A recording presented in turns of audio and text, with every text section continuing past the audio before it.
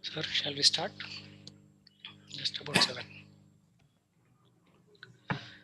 Good evening, everyone. Welcome to Guru Manthan. The series of lectures on this platform are being organized by the Vivekananda Institute for Leadership Development. Our mission is to develop human and social capital to build a resurgent India. And we engage with 4 sectors: the government, NGOs, corporates, and the community, especially the youth. So Guru Manthan as a platform has been envisioned to have discussions, share experiences, and debate about diverse perspectives and practices in the fields of education. So we have 50 educationists and thinkers from across the world who will be sharing their experiences.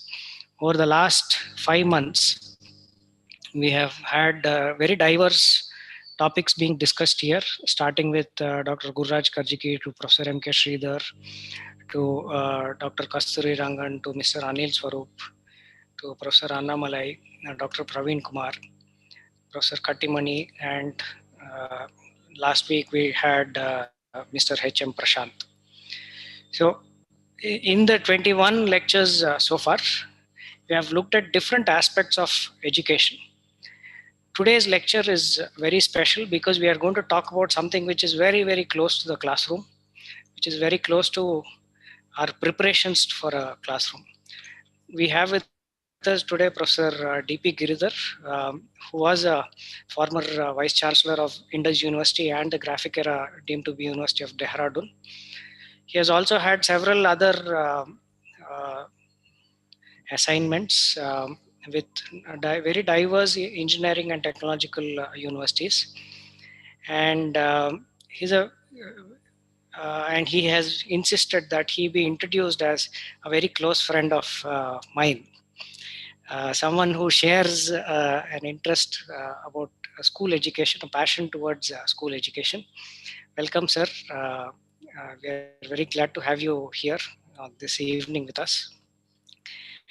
And today's topic is defining learning outcomes. And incidentally, this will be the last lecture of this year. So over to you, sir. And as usual, we will have the 25 to 30 minutes of lecture followed by Q&A session. Okay. Thank you. Thank you, Praveen, and namaste to everyone. At the outset, I would like to thank Praveen and the authorities of SVYM and VLEAD for giving me this great opportunity to interact with some of the best experts. Actually, I have attended quite a few of these Guru Manthan sessions, and I find that the entire plethora of people who are attending these Guru Manthan meetings are in themselves wonderful experts in the field of education, very passionate and very serious. So I'm feeling extremely privileged and proud to share a few of my thoughts. I will start with a brief presentation. Shall I share the screen now? Yes, sir.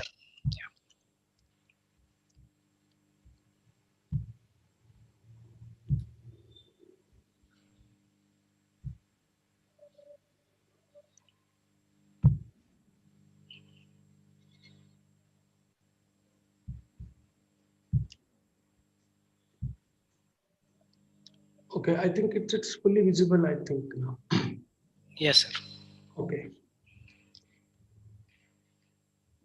So this topic was given to me by Mr. Praveen. I took the challenge of not to change it in any manner, even though I have my own serious sides on the words and things like that. Actually, Praveen has been my sort of guide, mentor, and then facilitator to acclimatize with school education. And I'm very passionate about it because most of my career of 38, 40 years, I have seen the outputs of secondary and higher secondary education. And there is a lot of passion for me to sort of step in and then do my bit to contribute in any little manner to the school education. And it is a divine coincidence that I came in contact with Mr. Praveen, and he has been one of a very special kind of a youngster. I was seriously excited to know him. I mean, sort of understand about his passion. And then it was quite a challenge to draw his attention and then finally see that he starts becoming someone very close to me and then seriously help me drive that passion. So in that context, I'm trying to take the topic as given by him and then let me see whether I can do justice to his expectations. So I have used the structure of objective outcome itself, as that itself has been the basic uh, uh, focus and theme of this whole discussion. So objective of this evening's Manthan, I'm stating it like this: to revisit and explore benefits of designing the teaching learning process based on student learning outcomes. Here itself, I would like to sort of highlight that it is better not to look at learning outcomes in isolation, but as an integral component of the entire teaching learning process. And I have kept a very simple targeted outcome in our classical learning theory language in an affective domain. I'm not trying to sort of expect any great understanding of whatever it is. I'm keen that at the end of all this, if all of us have renewed enthusiasm to pursue excellence in teaching by targeting well-defined or well-formulated student learning outcomes, I think the time and effort all of us spend here is worthwhile. So the methodology is like this. These are transforming times, and at these times there is no better method of learning from one another. Share thoughts and discuss, and Manthan is all about that. So in that context, what I will do is I'm given the chance to present and on behalf of you, on behalf of all of you, a set of points for interaction. Mainly, I will be focusing on what, why, how, and who related to these learning outcomes. What are these learning outcomes? How to define or formulate learning outcomes? Why should we use learning outcomes in designing the teaching learning process? And who should drive the development of these learning outcomes? I have structured by collecting information from personal library resources, web search, and of course, whatever little professional experience I have, most of which is with respect to the accreditation process of engineering institutions. So, if you want to explore what are learning outcomes, basically, actually the sources are all this. Most of you will have come, only ABET, of course, the school education people will not have come across. NBA, they will not have come across. ABET stands for Accreditation Board of Engineering Technology of USA, which is sort of the mother of all this entire quality management process and quality assessment process of the education, focused on engineering technology. And then that has become a sort of a nucleus model on which all various other things have developed, like the National Board of Accreditation from India. And by Washington Accord, most of the countries have now become signatories to that Washington Accord, and then they are following this ABET. Like what India has as NBA, various countries have their own autonomous units of this accreditation. NAC, of course, is something what is widely known to everyone. I was educated well by Praveen on this KSQASC, and then I went through that. Quite an amount of appreciable effort is there, even though I have my own reservations on various outputs of that. And of course, I have done some extensive search on OBE practices in various countries, and the way it started in a few of them, and then some of them left it out on various reasons. And then finally, it has caught the imagination of quite a few people. So all of this is a history of around, say, 3 decades. And now quality management is becoming seriously mandated. And then learning outcomes forms the nucleus around which this entire quality process of teaching learning process is built. Sir, if I may interrupt, can you just move the microphone closer to you, sir? Okay. Am I better audible now? Actually, Yes, please bear with me. I have a strained voice because in the last 7-8 days I had severe cold, cough, and fever, and I was worried actually. Should yes, be ready or not? Please bear with me. Am I audible and is the voice clear? yes, sir, better, much Okay. better. So basically, it is better we sort of structure our thoughts from this tops down. So it's a component of the outcome-based education. It's an education methodology or practice which aims at ensuring that each student achieves a satisfactory level of attainment of targeted learning goals. Goals, objectives, aims, outcomes, etc. I mean, I don't want to dwell into too many complexities of those terms. At this point in time, just let us understand that each one of them have different connotations. That's what it is.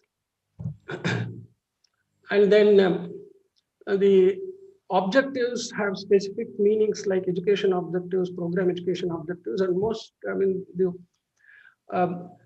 the general practice has been to declare what are called program education objectives, which are broad statements. Praveen, how do I actually remove the this minimize? I think. Okay. Yeah.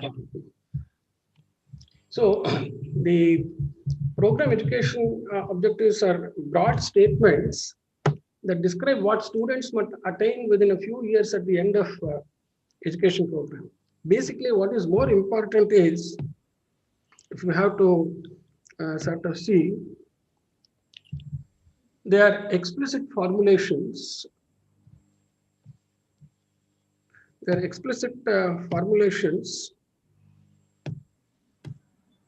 There are explicit formulations of the ways in which students are expected to be changed by the educative process. That is something what is important. And indicate what students should learn to ensure success in their immediate future career or further education. So it is something, a very serious commitment to be made by the education program that if they go through this program, they will be capable of pursuing this career, or they will be successful in this kind of a further education kind of thing. So with this in mind, learning outcomes become more specific statements that describe what students must know and be able to do. It's a sort of a performance measure at the end of a course or a learning activity. Course, of course, course and subjects are used interchangeably in most of the cases. Learning activity can even be one small component of a session of a lecture.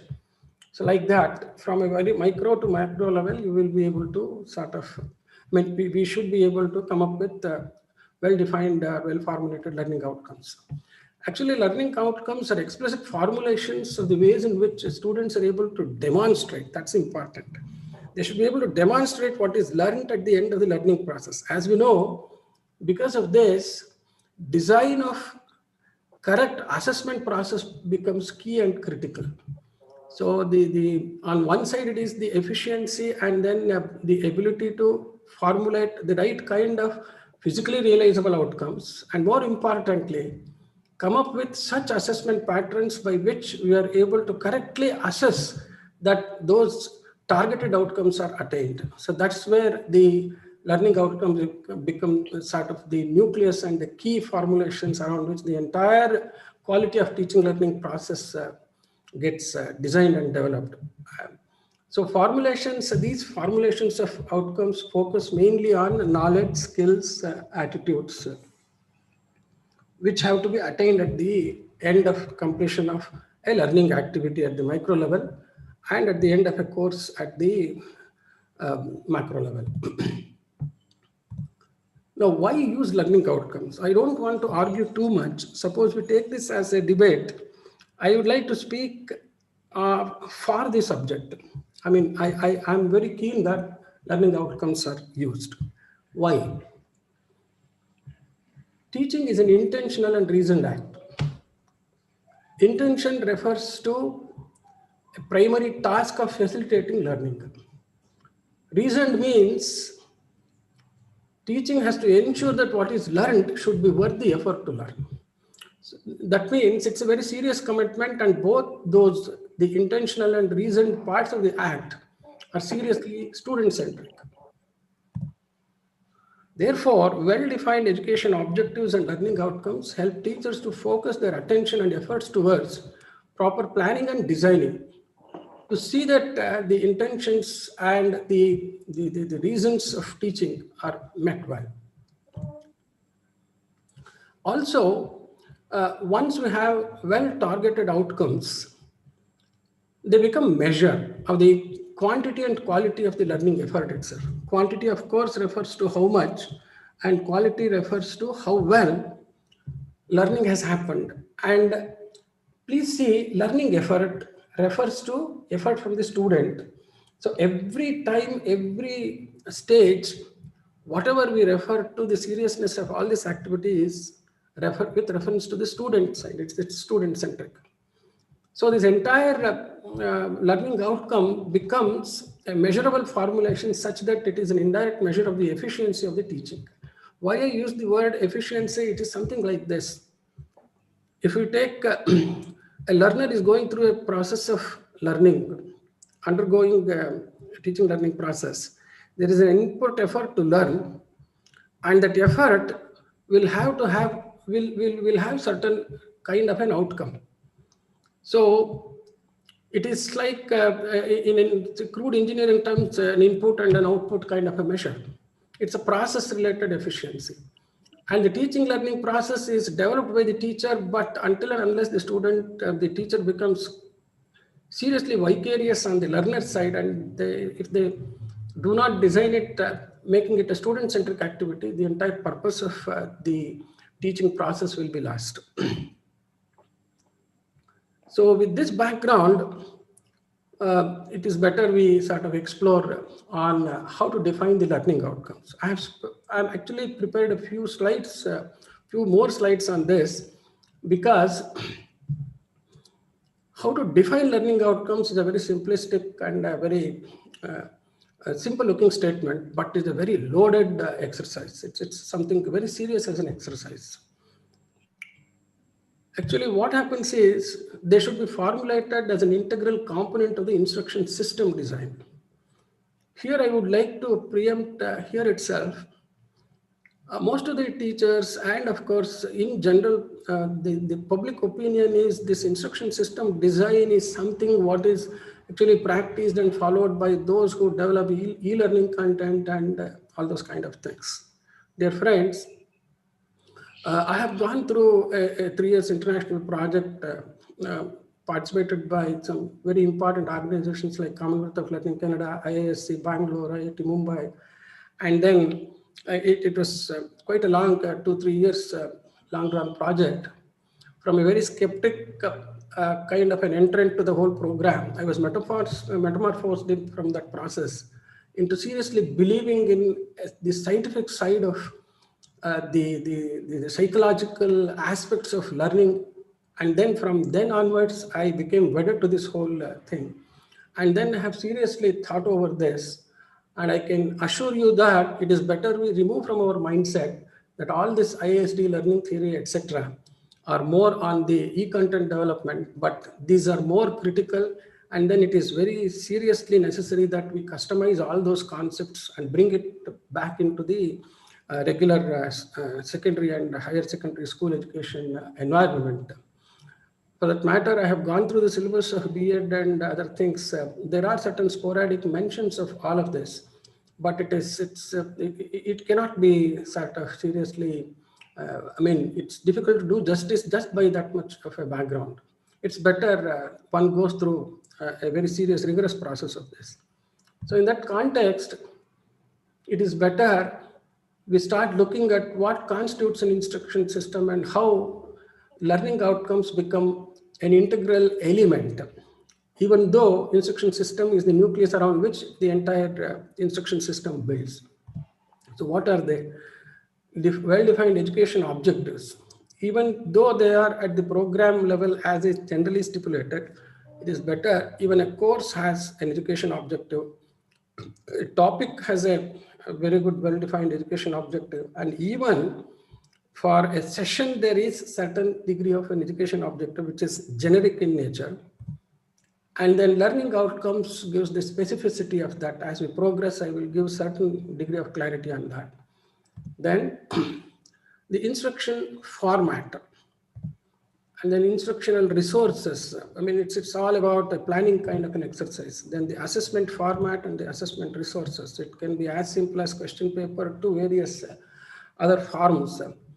I mean, sky is the limit to come up with various formats of that. Then evaluation and certification formats. When I say evaluation and certification, certification not necessarily means a degree certificate. Certification is nothing but incentivizing and then sort of recording and then appreciating an effort someone puts.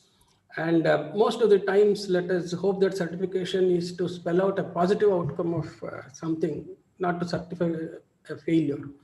So evaluation and certification are again at every stage.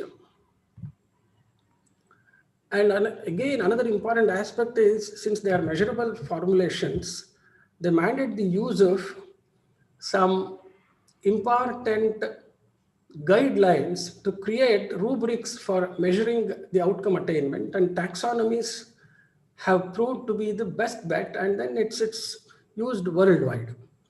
And then there are widely accepted formats, and then new formats are coming, all those things. But more importantly, taxonomies form the basis of this. And all these taxonomies have been developed by cognitive psychologists and then based on learning theory. For that matter, this whole field of cognitive psychology, learning theory, etc., have become quite aggressive and active in the last 2-3 decades. Even though the very original taxonomy started in the mid-50s, it's only since 3 decades that they have become serious. And then my web search and then looking into various research papers, I find very less activity in our country compared to what is happening in the developed countries and even a few developing countries. Then further, if we have to progress exploring on how to define, what I will do is I will rush through something which most of you will be knowing. Since I come from the background of engineering education, for me, these are a little more serious and a little new. Whereas for those who are in school education, in some context or other, they will have heard it.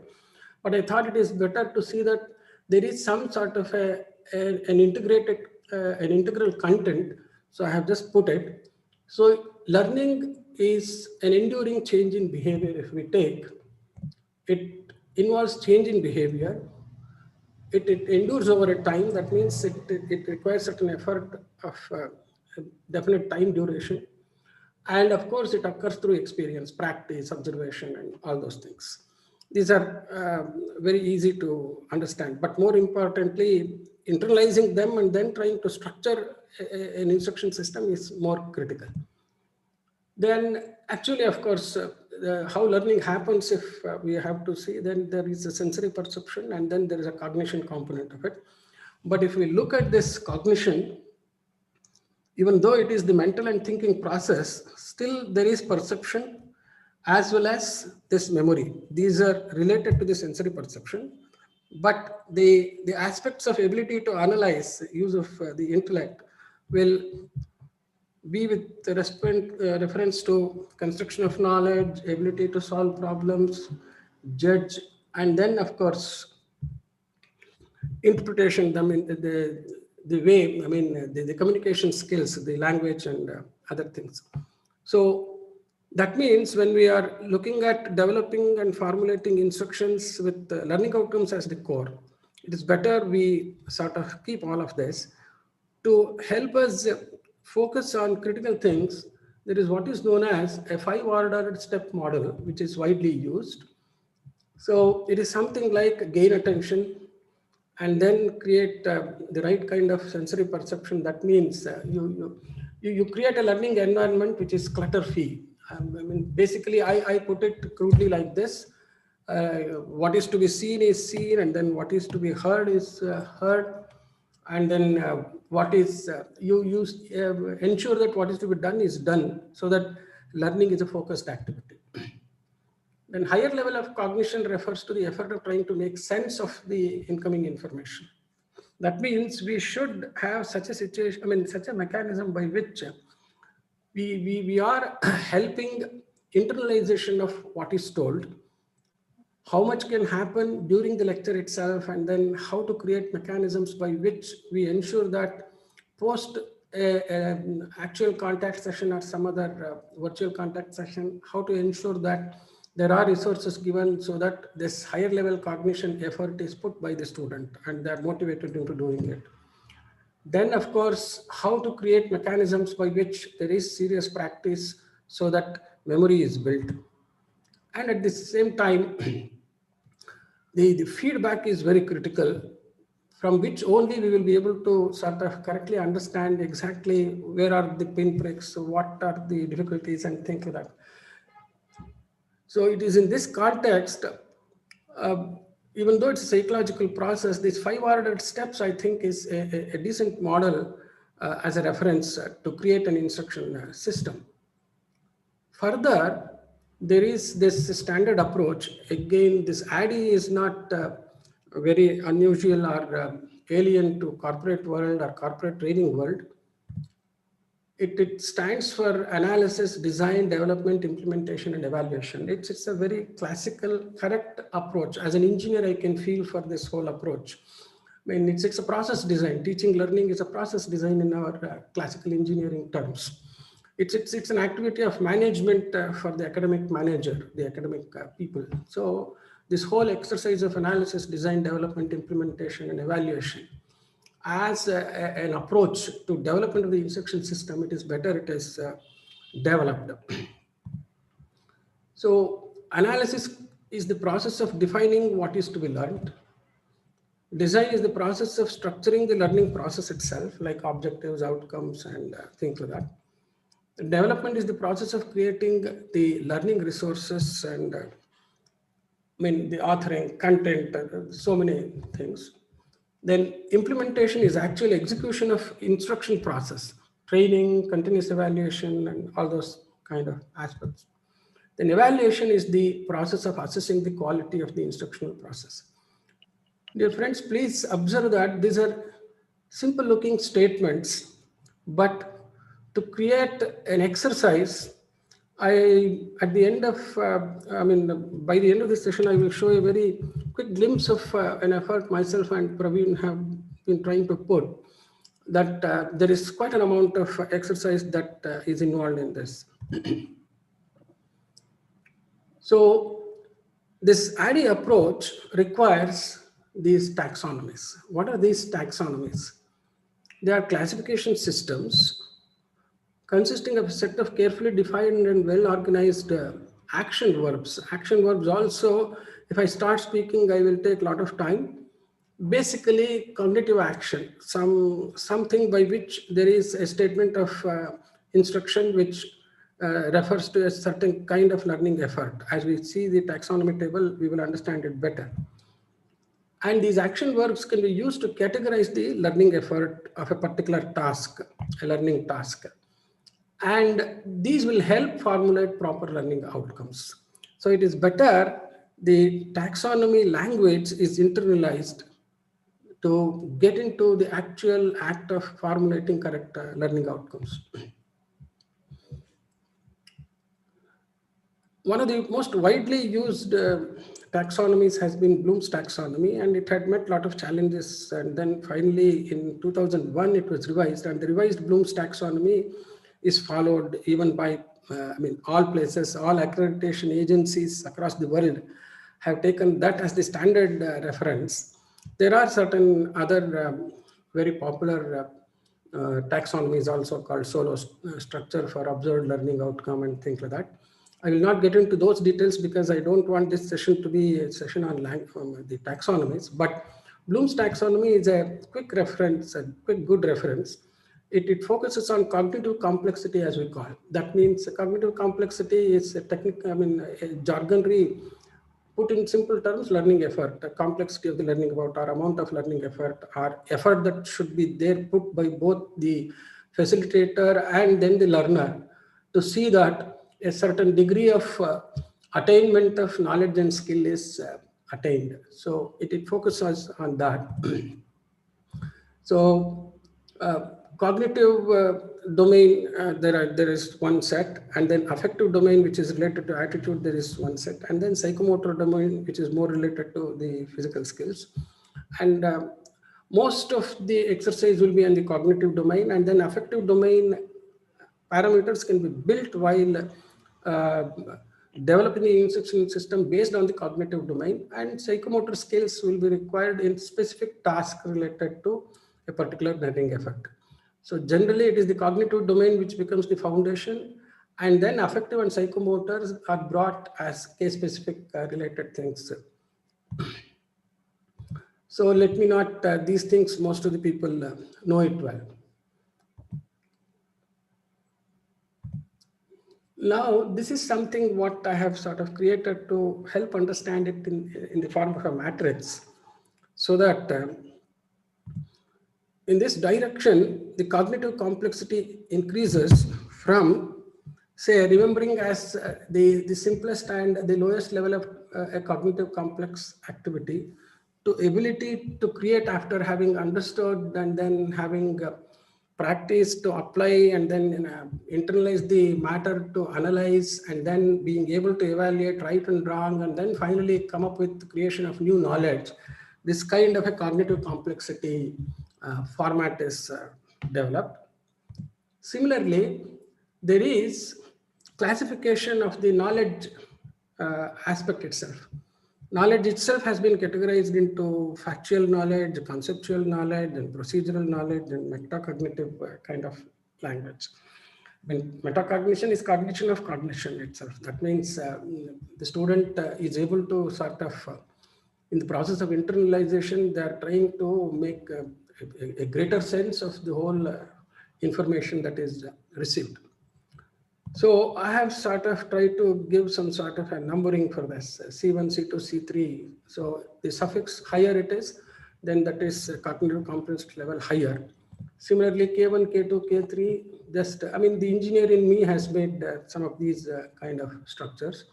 So again, 1, 2, 3 suffix on the knowledge side also shows an increase in the complexity of the knowledge format.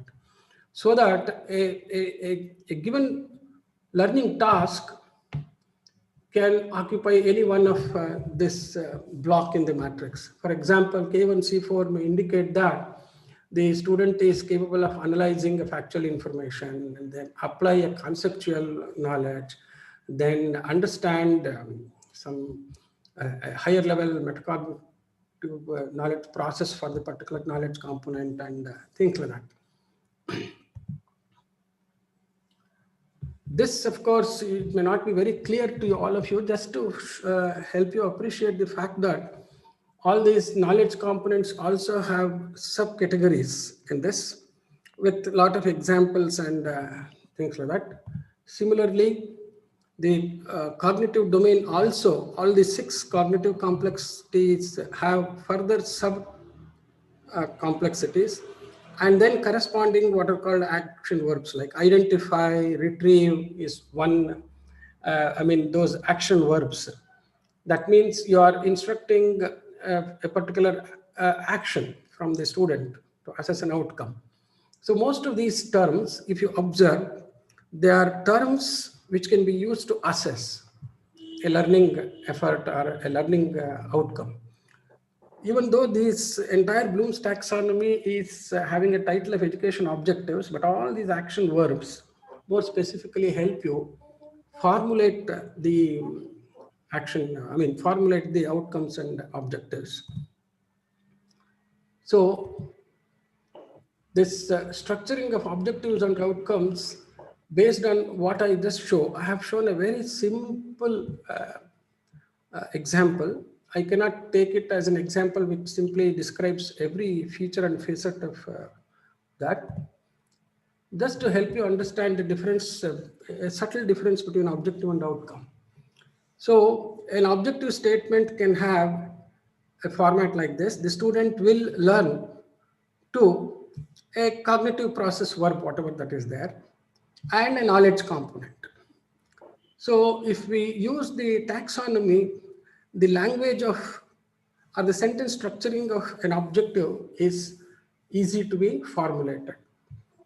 If I take quadratic equation as an example, if the quadratic equation is considered as a topic, then at the level of an objective, you can state it as the student will learn to solve. So solve becomes a sort of a cognitive capability, we can call it. Find a solution of a given quadratic equation. So an objective statement can look like this.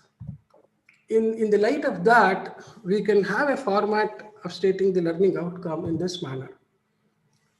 Instead of will learn to, now you are committing that, going through the learning process, now the student is able to perform a cognitive task on a knowledge component. That is how it is.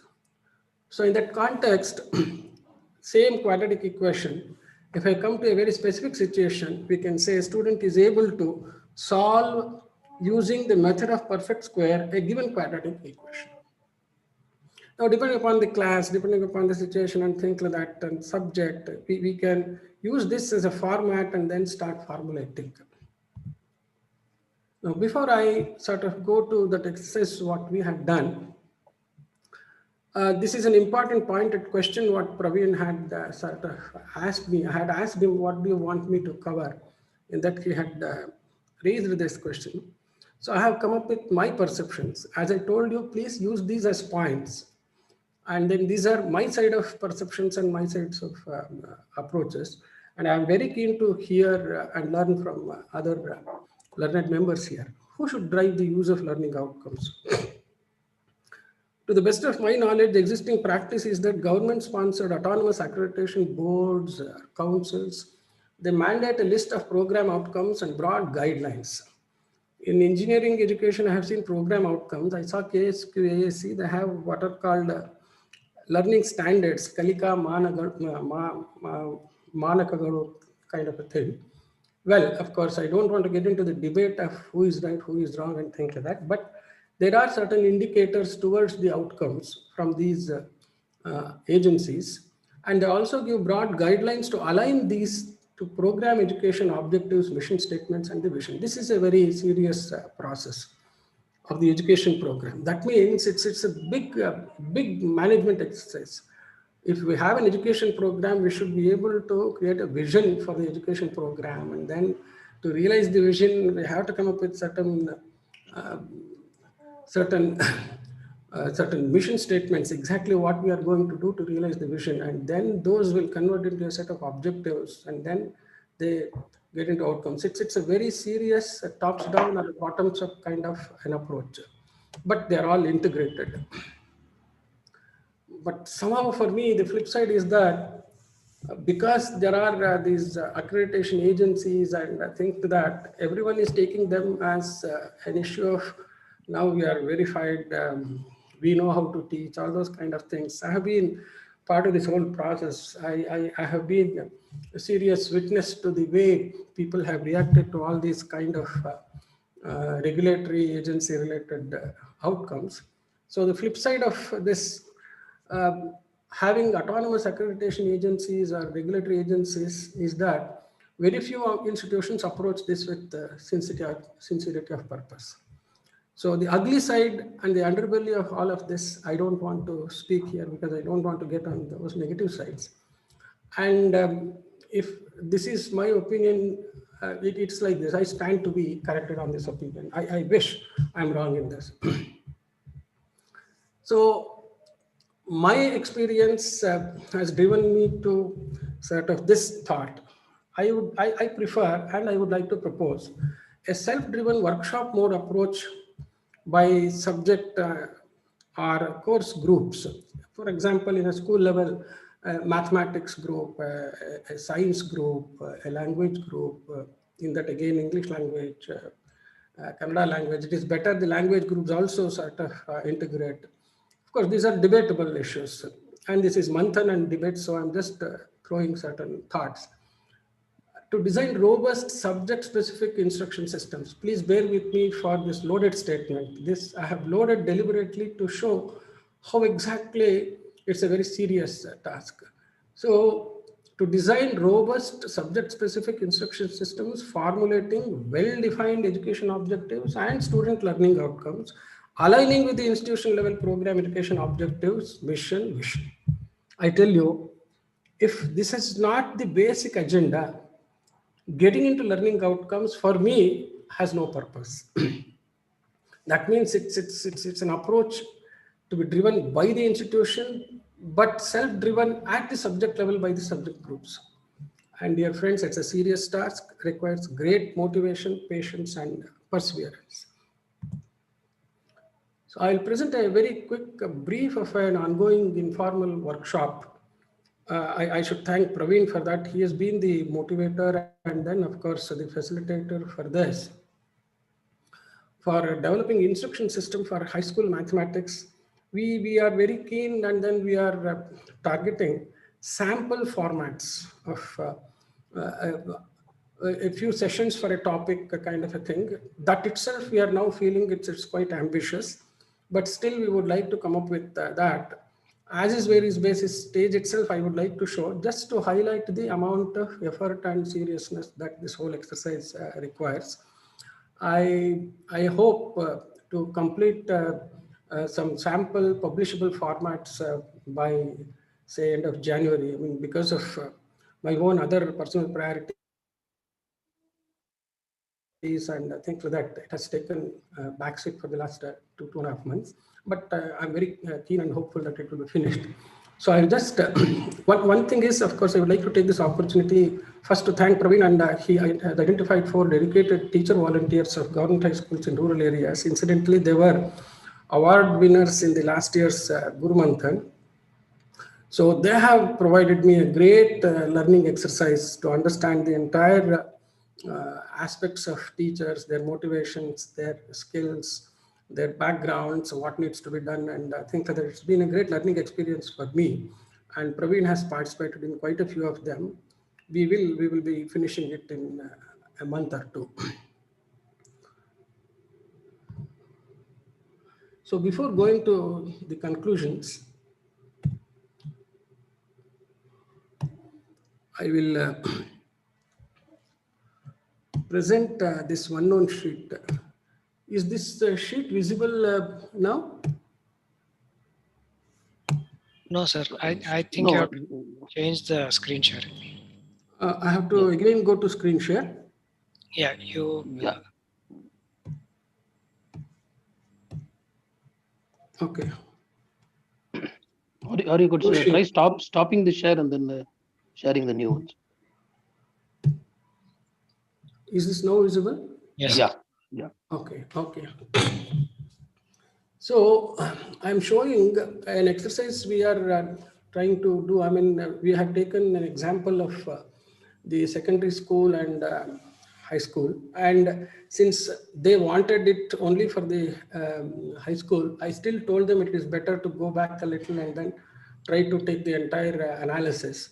So we have taken this NCRT syllabus of mathematics from 6th standard to say 10th standard, and I sort of try to put them into basic analysis of how many topics of arithmetic, how many topics of geometry, how they are distributed across years, and those kind of analysis, and then come up with certain percentages of coverage of different topics in each of these standards, and by the time they come to the end of this, so that this is an exercise by which they will be able to internalize the complete picture of overall total mathematics that a student by the end of 10th standard should have sort of mastered. I mean, that's the basic idea. Many times it is better we don't tell the agenda behind the whole exercise rather than sort of try to put them. Probably Praveen knows the kind of challenges we have faced in this whole process. So this was one step of an analysis.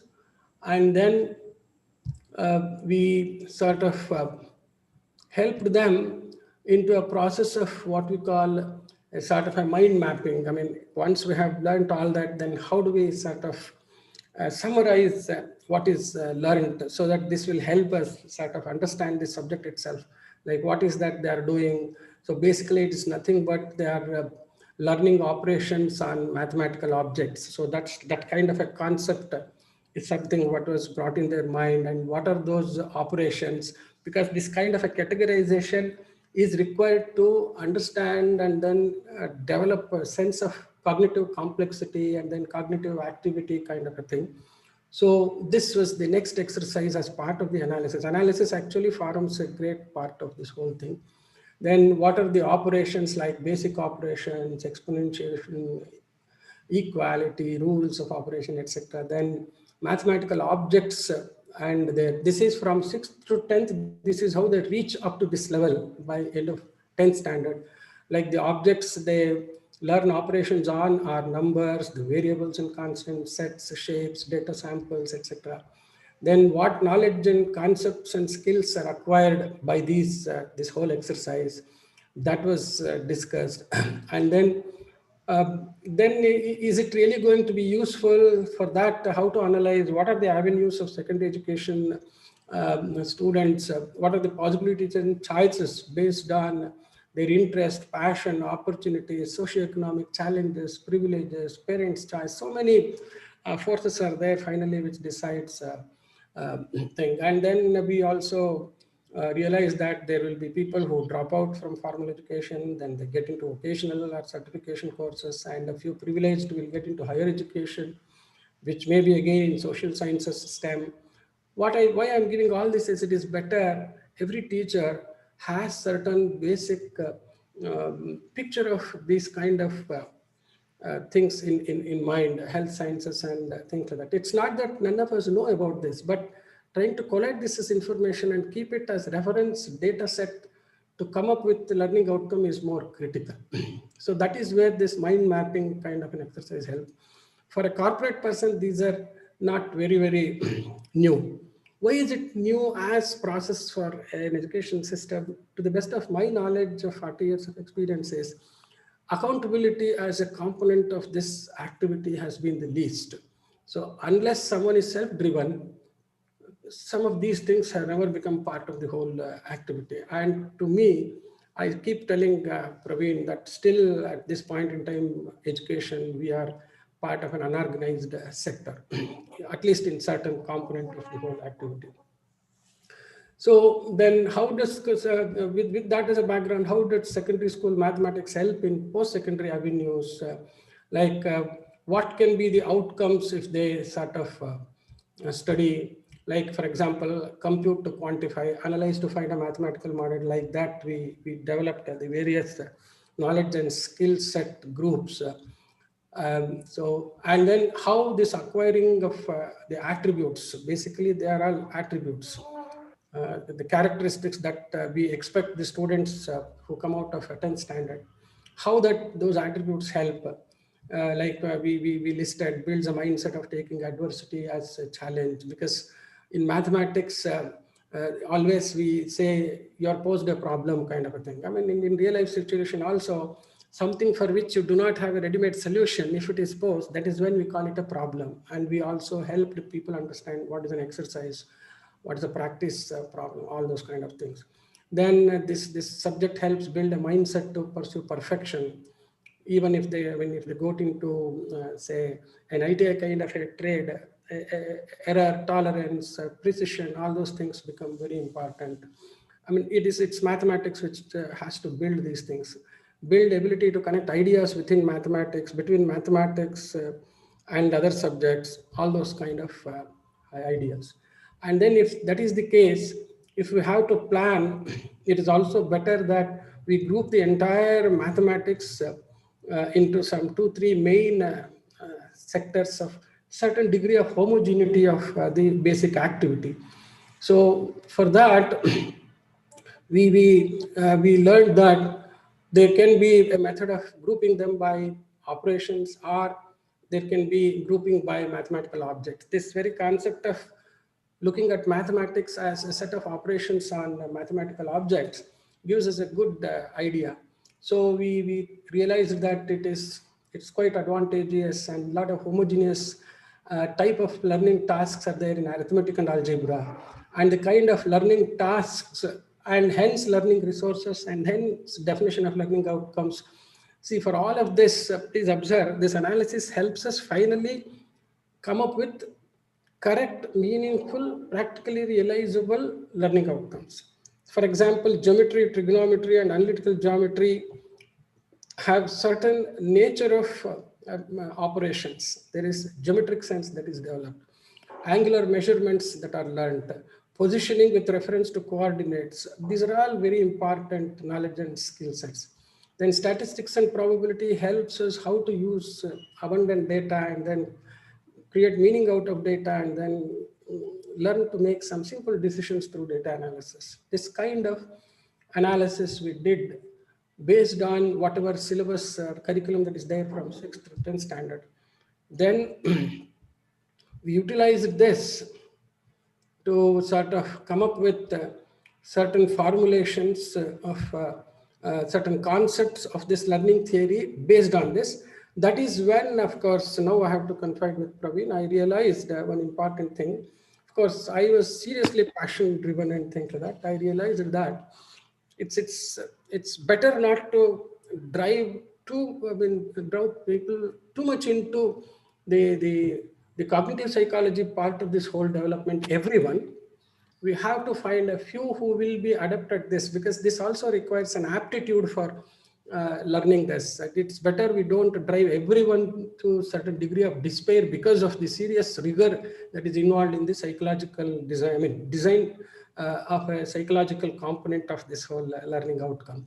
But this whole exercise of driving them to despair helped us realize and understand very important things. I mean, it's not their mistake. They were ready to be the guinea pigs of the design of this whole workshop. Guinea pigs is a very demeaning term, but don't mistake me. They have not lost their motivation, but they have given me very critical directions as to where they would like to sort of focus. And this has helped me realize that let me act as the person of the mathematics group who will develop the templates so that they will be able to use the templates. I was trying to sort of see that everyone learns the basics of this. Then I realized it is better not that everyone gets into the serious rigor of the psychology, the science of psychology related to the learning outcome process. Then, of course, we did some exercises on these various components by some examples. Then we took a particular topic. So quadratic equations as a topic was selected, and then this entire topic's basic portions were taken. What are the main concepts and results that they should acquire as given in the NCERT?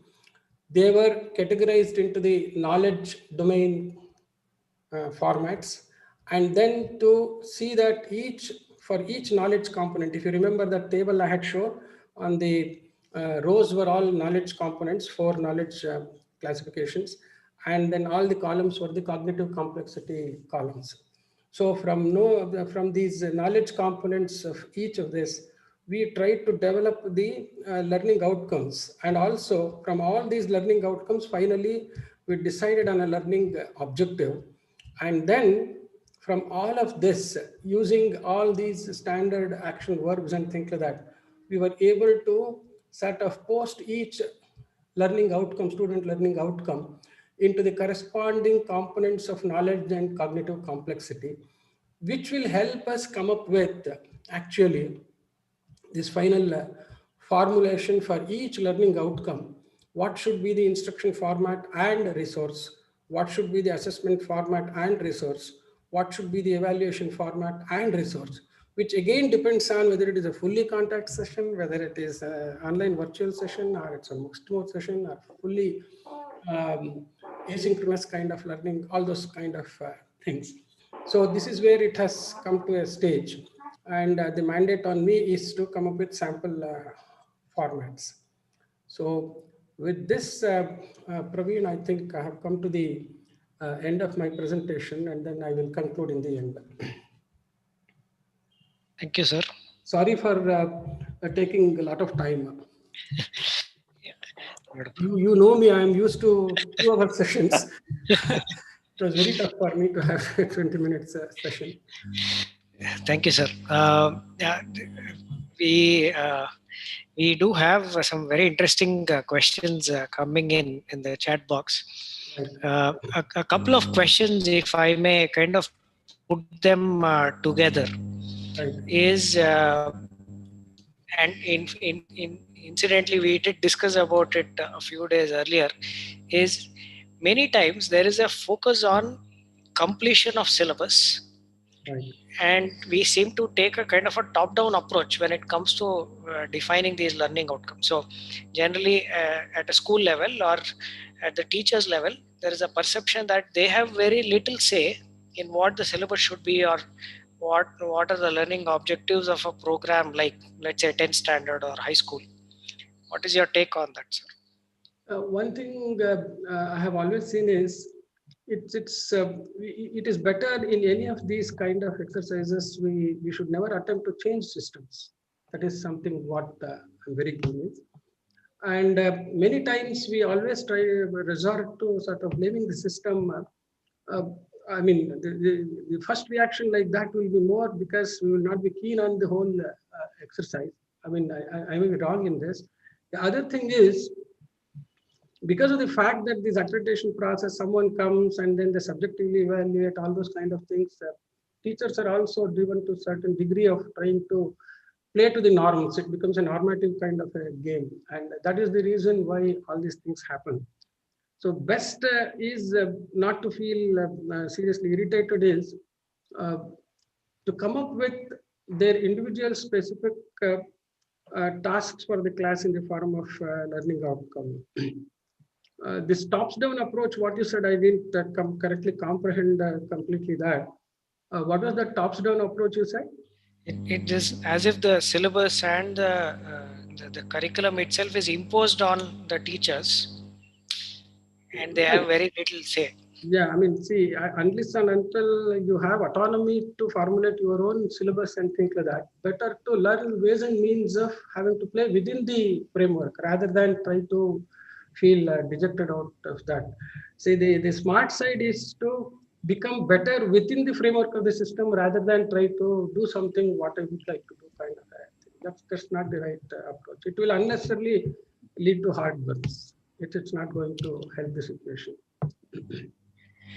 Thank you, sir. I have a follow-up question from the same like you said, the most of the when you focus on learning outcomes, learning objectives, to a large extent, the accountability shifts to the teachers in terms of how the students turn out, how they perform, and all that. Having said that, one part being that our systems are not built like that, but the teachers have no say in the input per se. So, and we know that the entry level competencies of most of the students who come in may not be uniform also. So how do teachers bridge that gap in terms of ensuring to some extent some outcomes that are predetermined that they're able to achieve? One thing we have to be very clear is what is not in their, not in our hands. It is better we stop worrying about or sort of cribbing about that. Student input quality, regulatory norms of curriculum. These are things which are perpetual kind of, what should I say, the punching bags for not doing something. It's better we come out of that. That's very important. For that matter, we should approach this scientific approach to learning outcomes, etc., because of the fact that we don't have a freedom because of curriculum, and because we have diversity of students, and then the quality of input of students is bad. And I will tell you, it is better to take it as a challenge to come up with mechanisms and such learning outcomes and then teaching processes that we handle and then create a good output and create a pocket of excellence. And that is when we get the moral value and voice to start speaking about system and things like that. Until and unless we get to that part, it is better we don't crib about the thing. Until and unless we start doing it and take that as a challenge rather than as an issue of escape route. And for me, it's an escape route. I may be blunt and I may sound harsh, but this 40 years of experience, that's what I have always seen. There's one more interesting question, sir. We talk a lot about student centricity or individual learning plans for the students. So is there a possibility, or how accurate would it be if we were to have a system where the students were to define or design their own individual learning outcomes and we help them in the process of learning? Okay, you are putting it in a framework where you are assuming certain degree of maturity of the society, maturity of the students, and all of that. I don't want to question the existence of that at this point in time. If those assumptions are true, and then we have very mature mind, even minds at even at the secondary and higher secondary school level, well, it can have an IASC kind of freedom. Okay, and I don't think we have that kind of a freedom or luxury when it comes to secondary and higher secondary school education. But more importantly, whether there is maturity of mindset or not, making students participate in the process of this whole development of the learning outcomes and things like that, and thereby train them and then buy them in this whole process of development design of the instruction system is much better than trying to sort of give it as a freedom of expression for them. See, for them also to express, they also need to be given certain degree of information and then certain degree of training to think about the whole learning process itself. So we should so design a workshop of developing these learning outcomes that there are components and times and then modules in which students should be participant in this whole process. That's how we should take them. Ramesh, you had a Yeah. question? Yeah. The second part is, while we discuss all of these, like you said very clearly, if you since I have also worked on e-learning modules and other things for the corporate sector, it is almost a given that learning outcomes, learning objectives, instructional systems design, all of these things are come as it's almost expected to be done. But within the education system, forget even the at the level of the teachers, even at the schools, or even within the larger educational system, at least as far as I know, I don't see either an understanding or, for that matter, even an acceptance towards going in this direction. Do you see this changing at all? Do you see the kind of rigor that is seen in corporate or CME level training that happens in this one coming at all into the uh, school education system? To be very frank with you, I have yet to see that kind of change. Basically, it's a change management exercise. For that matter, in our country, this outcome-based education, then the harping on this, I mean, harping is a harsh term, but somehow, unfortunately, I always have reflex for such harsh terms. So harping on these learning outcomes and all those things have become sort of mandatory, normative, and it has become an existentialism, I mean, existential kind of an issue for these engineering education and management education, technical education, and things like that. Even in such places, this scientific approach has not come. It's a cut-paste kind of terminology. So everyone is going to play to the norm, and then normative games never help. Never help. It has to be self-driven, and then the self-driven comes. I'll accept tops down, from the promoters of the institutions, it should come down. Recently I heard that Mr. Youngster Sahil Agarwal, I went through his website. I was actually touched, and then I was excited to see the kind of changes, and I felt they were not changes for the sake of changes. Someone who is really creating a pocket of excellence.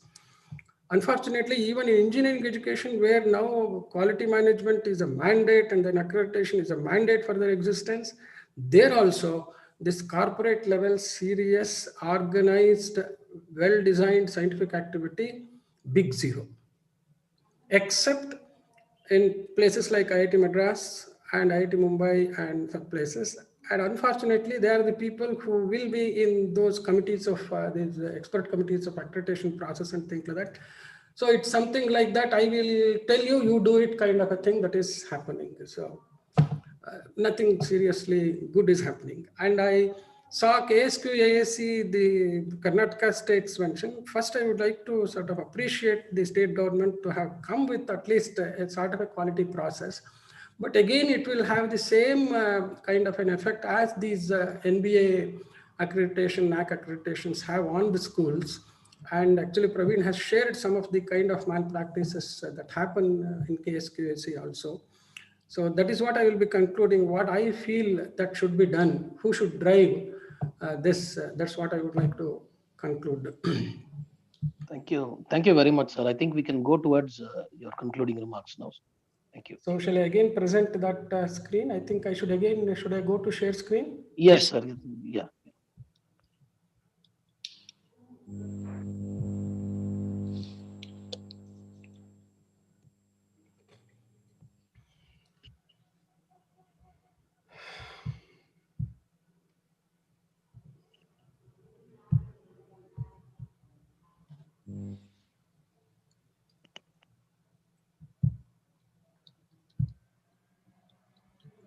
So I would like to conclude stating that formulating good education objectives and learning outcomes is a serious task requiring great passion for teaching and high levels of motivation, patience, and perseverance to develop student-centric, efficient instruction systems for each subject course. It is so loaded because I'm loaded in my mind with serious concern.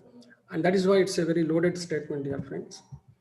And my personal experience with that workshop is that at least one teacher from each subject group should be trained and then should be motivated to focus on developing expertise in and leadership responsibilities to coordinate annual workshops to design subject-specific instruction systems by idea approach, where the learning outcomes actually become the nucleus. I volunteer to offer my support. I'm quite keen, dear friends. I only wish there are institutions, even a simple individual teacher, if one is interested to learn and think like that, they're free to sort of approach me. Whatever little I know, I would like to share and then participate and support in that activity. So I would like to thank once again the authorities for giving me this great opportunity to interact. Unfortunately, however much I tried, I practiced also, but somehow 20 minutes, 30 minutes has been the biggest challenge for me in life. Probably this is the first time I have spoken for 20, 30 minutes. So I'm very sorry, Praveen, that I overshot my time. But once again, thanks to the authorities for giving me this great opportunity, and thanks for everyone. Thank you. Thank you, Professor Giridhar. I would now request Ms. Nanda of the Police Public School to propose today's vote of thanks. Thank you, Mr. Praveen, for giving me the honor to render vote of thanks. Good evening to all the assembled here. One of my favorite topics in a lesson plan is learning outcome. And then just before we winded up for the Christmas vacation, this was one of the topics we discussed during the staff meeting. And then I texted that it was an in-depth post-mortem of learning outcomes with the available time that was allotted to Giridhar sir. I was very much impressed. And then as you felt that you were not able to cover the entire topics, the chalk work that you showed there really gave a picture of how in-depth you all had discussed the learning outcomes. So through your presentation, we really came to know the nitty-gritties of the learning outcome, and then how the teacher can plan her instructional strategy, and then assessment strategies, and then of course finally after the evaluation and assessment, in case if it is needed, how he or she can redesign the instructional strategy to attain the learning outcome. And then I'm proud to say that almost 95% of our staff from Police Public School Bangalore are here, and then they are privileged to be attending here and then gain knowledge. And then I'm sure all of us will carry quite a lot of learning aspects to incorporate in our lesson plans, and then as well as deliver the lesson instruction strategies, and then attain the learning or resultant outcome there. Thank you, one and all, for giving me this opportunity. Hoping to see much more enlightening sessions from SVY. Thank you, Praveen. Thank you, ma'am. Like I mentioned, this was the last lecture of the year, and next week we will have a very interesting lecture on the topic of education for exploration, Vivekananda's philosophy on education by Dr. Priya. She's an associate professor in the Department of Philosophy, University of Mumbai. Along with her, in the next month, we have very diverse topics being discussed. One, Mr. Vinay Nair, who is a founder of Raising a Mathematician Foundation. He'll talk about working with gifted children. Then Dr. Gopal Joshi, who's also the executive director of the Karnataka State Higher Education Council, will talk about problem-based learning, modern pedagogy for the modern classrooms. And Shankar Musafir from the Curriculum Reforms Division of UNESCO will talk about the good, bad, and ugly of school education. And a parent, Dr. Shilpa Rani, will talk about her experiences of homeschooling and as an alternative to formal school. So do join us, and do keep sharing your feedback. Wish you a very happy New Year. We'll join you all in the new year. Thank you. Thank you. Thank you, Giridhar sir. Thank you, sir. Thank you, Dr.